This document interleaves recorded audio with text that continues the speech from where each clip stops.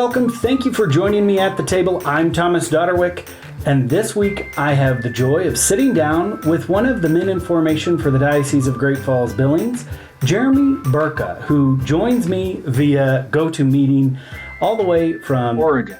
Jeremy, thanks for joining me. Hey, thanks for having me. So you're in priestly formation for the Diocese of Great Falls-Billings, and this is really your first year, your first step, and not a lot of people know you. So just introduce yourself a little bit, and then we'll get into what you're doing and what you're studying. Okay, well, my name's Jeremy Berka. I'm originally actually from Eastern Oregon, from Baker City, Oregon. And for the past 10 years on and off, I'm living in Sydney, Montana. So I come to Matthew Parish, and the cohort, kind of the people who brought me back into the church and have set me on this new path. How did you end up all the way in Sydney, Montana from Oregon? Well, I was doing construction. I was a general contractor in Oregon, and my brother was living in Saint Benedict, and he said that I should come and check out the oil field, see about working in the oil field.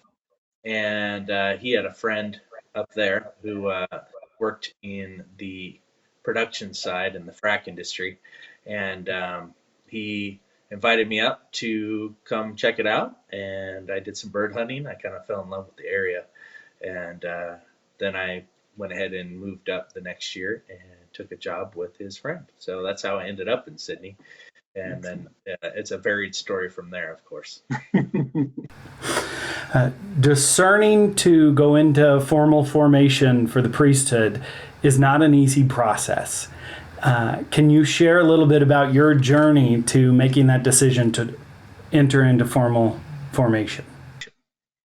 Well, I'd say it started at like 15, and I'm 45 now. So it was a journey of a process. Yeah. And I can definitely say that I am here at the right time. This is definitely the time God wants me to be here. I had to learn a lot of lessons the hard way. And in doing so, I do believe that it has made me ready to be here where I'm at now. So the process itself was a lot of learning is how it started to finalize, was in really getting into my catechetical studies and learning more about the Catholic Church. I grew up in an era where we didn't really grow up with a strong educational background as far as what our faith means and exactly what it is. It was definitely family prayer at night, and it was definitely going to church every Sunday. And there was a lot that I really didn't understand. I knew the concept of being a good person and what that was, kind of, and had knowledge of of right and wrong, and most of the Catholic ways, you might say. And I think I'm probably like a lot of people out there, that we just don't realize what we're missing in the depth of the foundation that the magisterium and like the new catechism has to offer, and what the power of the self-reflection and journeying with the Bible and gaining the information that the Catholic Church offers us to find out who we are and what we're supposed to be doing. So, Sure. As you take this step, it becomes pretty structured. You're going to enter into seminary eventually in the next near future. But right now you're in what's called the Perpetuitic year, which is kind of new to the church. Can you share a little bit about what you're doing during this time? So they call it a slow fall into education. So we're really strongly based. So we started this summer in July, which is brand new. And I'm actually at the seminary here in Mount Angel. So it's kind of nice because it's a little bit of mixed concept as far as it goes on, as far as to fill out the process. But we started out, we just had 2 classes this summer, Intro to the Bible and Spirituality.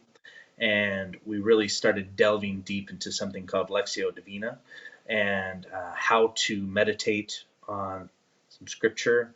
And we have a real strong base in spirituality and formation that they're working with us for. We meet with a spiritual director and formations once every 2 weeks, and we also do counseling once every 2 weeks. And then we have a holy hour for an hour every day. We also do Mass every day, and then we pray the Liturgy of the Hours.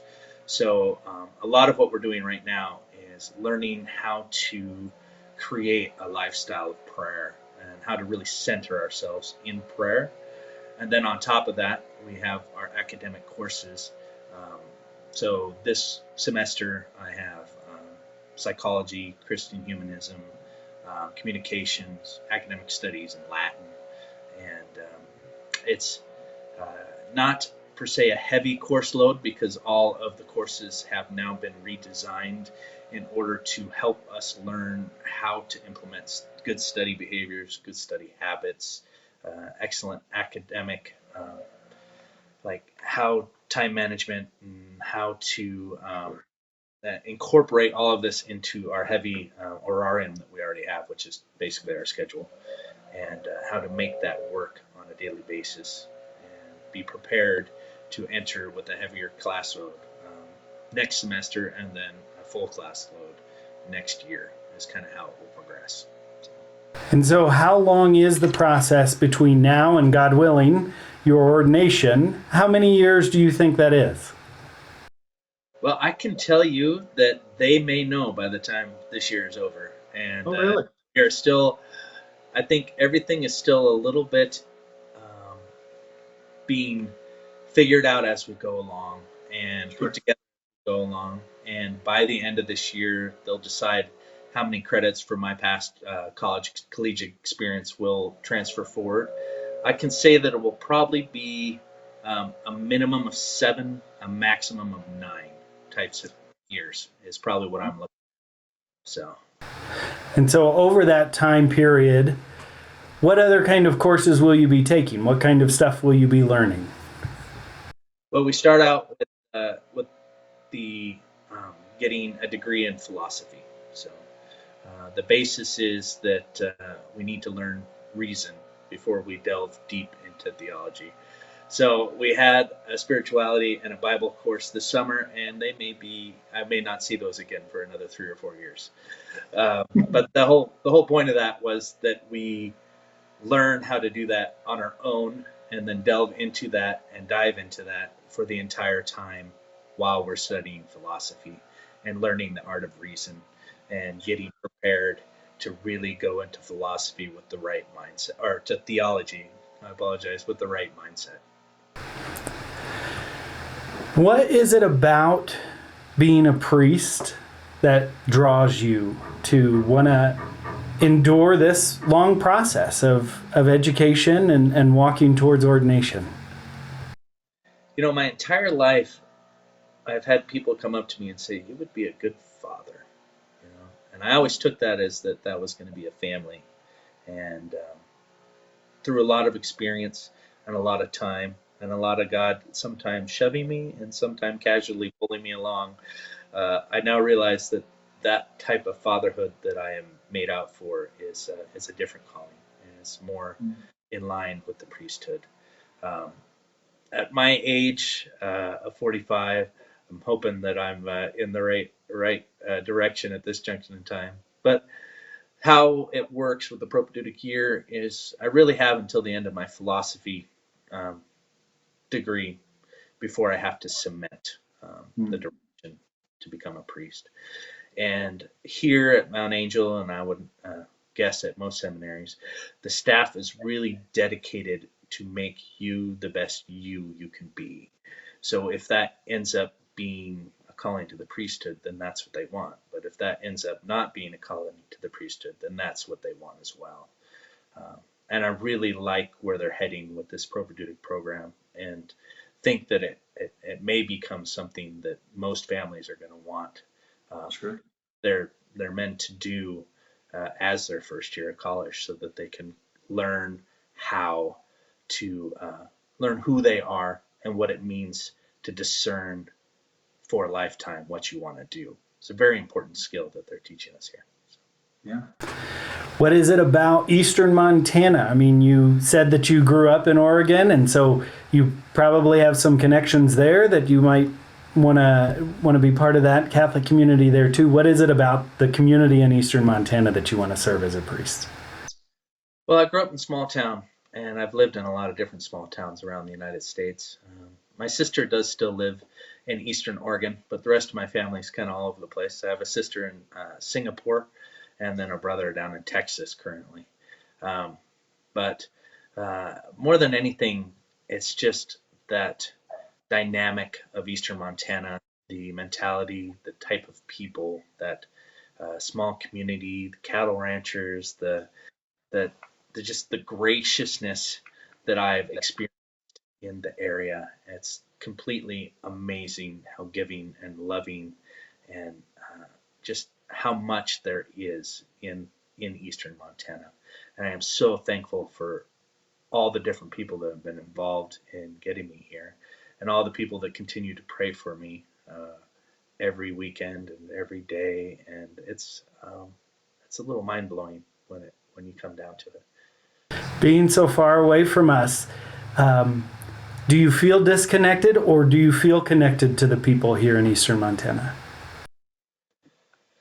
I don't see it per se as a disconnect or even a connection. I am here to do what I'm here to do now. So I'm trying to live in the present, to work on what needs to be worked on now, and then to go where God's going to call me to be, so which will be Eastern Montana, since you guys have sent me here. So I don't per se feel, I mean, I still communicate quite a bit with the folks in Sydney, and so I have that connection on a regular basis. I had a nice hour-long conversation last night with Father Jim, and he's just keeping me updated with the bulletin and showing me what's going on in town, and so just that hometown spirit. But also, I'll be there to serve the diocese as a whole, and I'm excited to meet more of the diocese and learn and eventually, God willing, go where the bishop sends me is what will happen. Jeremy, I appreciate you taking time today to sit down and visit with me and introduce yourself to the people of God of Eastern Montana here in the Diocese of Great Falls-Billings. So would it be okay if I close this in prayer? Absolutely. All right, Thomas. So I'm just going to read a little bit out of the Psalm 86 from this morning from the Office of Readings. Oh, no, this is from morning prayer. And it says, "All the nations shall come to adore you and glorify your name, O Lord. For you are great and do marvelous deeds. You who alone are God. Show me, Lord, your way, so that I may walk in your truth. Guide my heart to fear your name. I will praise you, Lord my God, with all my heart, and glorify your name forever. For your love to me has been great, and you have saved me from the depths of the grave." I can't begin to say how thankful I am for the opportunity to be here and to be given this chance. It really is a once-in-a-lifetime chance to leave the secular world behind and to come here to grow and mature and to really find the passion for spirituality and to build this relationship with Jesus. And I can't begin to say thank you enough to Bishop Jeffrey, to Father Jim, to Bishop Warfield for getting me here, to Sister Rita and Sister Regina over in Sydney, Montana, for spiritual direction and helping me to discern a direction here. For all the people who have been writing me letters and sending me gifts. Sometimes it's hard to feel worth it. But, God loves each of us, and seeing each other is the key. And I can't wait to meet the rest of you and to show my thanks in seeing God in each one of you.